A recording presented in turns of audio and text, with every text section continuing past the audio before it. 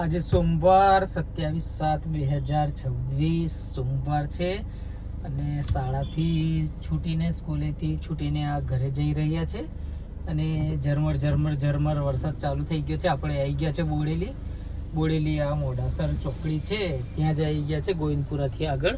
અને આવો મસ્ત વરસાદ ધીરે ધીરે ધીમી ધારે ચાલુ થઈ ગયો છે અને બહારનું વાતાવરણ પણ જોઈ લો. આ આખું વરસાદી વાતાવરણ છે એટલે કદાચ વરસાદ કન્ટિન્યુઅસ પડશે એવું લાગે છે, કારણ કે આપણે છોટાઉદેપુર જિલ્લામાં હજુ બીજા જિલ્લાઓમાં પડ્યો એવું ધોધમાર વરસાદ નથી પડ્યો. તો કદાચ એવું લાગે છે કે આગાહી નથી તો પડશે. શુક્રવારે આગાહી હતી તો શુક્રવારે વરસાદ નહીં પડ્યો અને આજે આગાહી નહીં તો કદાચ વરસાદ પડે એવું લાગે છે. વાતાવરણ બંધાઈ જ ગયું છે વરસાદનું. તો તમે વિડીયોમાં જોડાયેલા રહેજો, તમને આ વરસાદ બતાવું મેં તમને બોડેલીનો. તો આવો વરસાદ છે, વાઇપર ચાલુ કરવું પડે છે પણ મેં કેવું કન્ટિન્યુઅસ ચાલુ નહીં રાખતા. એવું લાગે કે છાંટા ચાલુ થઈ ગયા છે તો જ પછી સાફ રાખીએ છીએ. બાકી બધાને આદત હોય છે એવું નહીં કે એને કન્ટિન્યુઅસ જ ચાલુ રાખો, કારણ કે પછી ગ્લાસ પર સ્ક્રેચીસ આવી જાય. યા કેવું ગાડી મોટી આવે એને ધૂળની રચકણો પડે કાચ પર અને ઉપરથી આપણે ફરીથી વાઇપર મારીએ એટલે પછી એવું થઈ જાય છે કે સ્ક્રેચીસ આવવાના ચાલુ થઈ જાય. પછી એને આપણે બફિંગ કરાવવું પડે. અને ગ્લાસ તો કેવું એકદમ ક્લીન હોય તો જ ગમે. આખી ગાડી ગંદી હોય ખરાબ હોય તો ચાલે, પણ મને એવું છે કે ગ્લાસ એકદમ ક્લીન હોવું જોઈએ. અને હમણાં તો કેટલા ટાઈમથી ગાડી તો સાફ સફાઈ કરવાનું બનતું જ નહીં, એટલે કે કરતા જ નહીં એવું છે.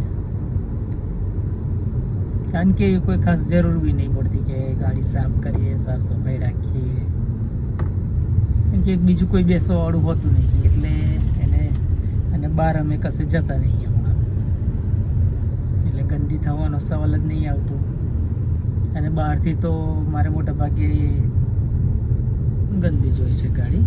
અંદરથી ક્લીન રાખીએ છીએ પણ હમણાં તો કેટલા ટાઈમથી અંદરથી પણ ક્લીન નહીં રાખતા. તો આ બોડેલીમાં જ છે હજુ તો. આપણે મોડાસર જોઈએ આવું ટ્રાફિક કેવું છે એનું. વરસાદ બંધ થઈ ગયો છે પાછો. ઘડીકમાં વરસાદ આવે પાછો બંધ થઈ જાય એવું ચાલુ રહે છે. અને આ બેરિકેડ લગાવી દે છે રોજે. કોઈક વાર આ બાજુ લગાવે, કોઈક વાર પેલી બાજુ લગાવે. કોઈ નક્કી હોતું નથી ટ્રાફિકનું. ગમે ત્યાં ગમે તારે બેરિકેડ લગાવી દે છે.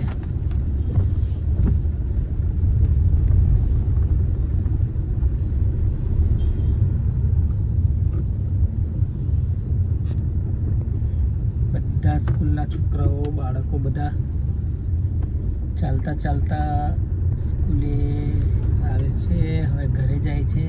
સ્કૂલેથી ઠેઠ મોડાસર ચોકડી સુધી ચાલીને આવવું પડે છે. 2-3 મહિના જેવું સમય થઈ ગયો છે. ઉનાળા વેકેશન પહેલાંથી આ પુલ બંધ કરી દીધો હતો વારદારી વાહનો માટે ને ટ્રાન્સપોર્ટની ગાડીઓ માટે. તો રોજ આ બાળકો આ રીતે ચાલીને આવે. ખૂબ ખરાબ કહેવાય.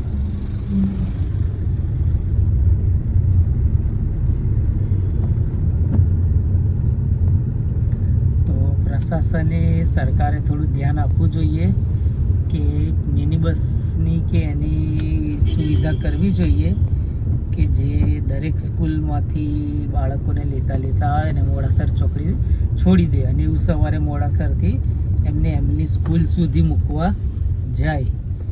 એવી એક વિનંતી સરકારને કે વિડીયો કદાચ જુએ તો એમને સ્કૂલ સુધી મૂકવા જાય એટલી ફેસિલિટી પ્રોવાઈડ કરે તો સારું. કારણ કે ચોમાસાનો સમય છે તો વરસાદ ચાલુ જ રહે અને વિદ્યાર્થીઓ બાળકોને ગમે તેટલું આપણે કહીએ રેનકોટ છત્રીનું પણ એ લોકો લેવાનું પ્રિફર કરતા નથી. એટલે કે ખાસ વાપરતા જ નહીં. એ લોકોને એવી ટેવ જ નહીં પડેલી કે અમે છત્રી લઈને જઈએ કે રેનકોટ પહેરીને જઈએ. તો એક બસની સુવિધા કરી દેતા હોય તો સારું. એમના માટે છૂટ આપવી જોઈએ કે અંદરથી ઉપરથી જાય આવે. કારણ કે રોજ ખૂબ જ અંતર ચાલવાનું થઈ જાય છે. 2 કિલોમીટર જેવું જવાનું, 2 કિલોમીટર જેવું આવવાનું. રોજના 4-5 કિલોમીટર ચાલીને આવું જવું, તો પછી એ લોકો ઘરે જઈને શું કરે, એમની હાલત શું રહે? ઘરે જઈને લોકો અભ્યાસ કરી ના શકે ને અભ્યાસમાં મન જ ના લાગે. કારણ કે થાકી જેટલા ગયેલા હોય તો પછી કેવી રીતે અભ્યાસ કરે? તો આ ઓરસંગ બ્રિજ પરથી આ નાની ગાડીઓને બધાને જવાની છૂટ છે. તો એક મિની બસને પણ સ્કૂલ માટે જવા દેતા હોય તો સારું. છોકરાઓને ખૂબ જ રાહત રહે. કારણ કે ઠેઠ મોડાસર ચોકડીથી આ બાજુ નવજીવન હાઈસ્કૂલ અને ખત્રી વિદ્યાલય સુધી ચાલીને જવાનું હોય છે. અને રોજ જે રિક્ષા કરી ના શકે એવું છે. રોજ જે રિક્ષાનું ભાડું એ લોકોને પોસાઈ ના શકે. તો એના માટે કંઈક સરકાર કરે તો સારું એવું વિચારીએ છીએ. થઈ જાય તો સારું વહેલી તકે.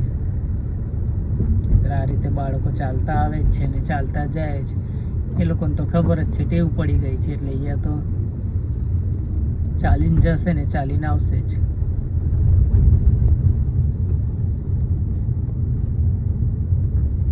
તો આવી બધી વિદ્યાર્થીઓને મુશ્કેલી પડી રહી છે આ બ્રિજની કામગીરીના લીધે. તો વહેલી તકે રિપોર્ટ આપે અથવા પછી બસને એટલી પરમિશન આપે એવી અમારે વિનંતી છે.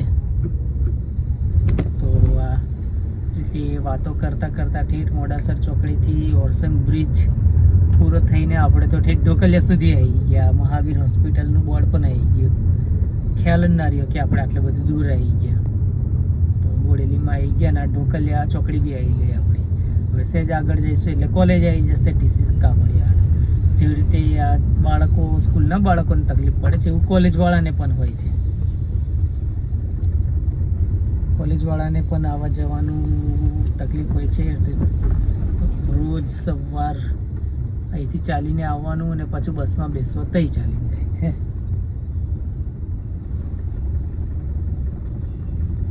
તો આપણે આવી ગયા અહીંયા ઢોકલિયા ચોકડી પર. એટલે આપણો વિડીયો અહીં પૂરો થઈ જશે. તો કંઈક કોમેન્ટમાં જણાવશો.